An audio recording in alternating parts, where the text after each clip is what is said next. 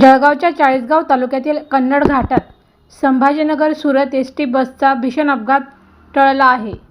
Steering rod तुटल्याने अथवा steering जाम झाल्याने बसचा अचानक ताबा सुटला आणि बस थेट रस्त्याच्या कडेला असलेल्या कठड्याला जाऊन अडकली. बस अडकलेली असताना प्रवाशांमध्ये एकच घबराट उडाली. भीतीने काही प्रवाशांनी बसच्या खिडकीतून उड्या मारून बाहेर पडत आपला जीव वाचवला.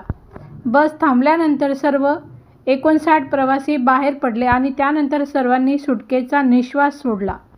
या अपघातात 4 प्रवासी किरकोळ जखमी झाले असून त्यांच्यावर रुग्णालयात उपचार सुरू आहेत. दरम्यान बसच्या स्टीअरिंग यंत्रणेत नेमका कोणता बिघाड झाला याची तपासणी संबंधित विभागाकडून करण्यात येत आहे. सुदैवाने बस कठड्याला अडकल्याने मोठी दुर्घटना टळली असून कोणतीही मोठी जीवितहानी झालेली नाही. कन्नड घाटातील या अपघातामुळे एसटी बसच्या तांत्रिक तपासणीचा मुद्दाही पुन्हा ऐरणीवर आला आहे.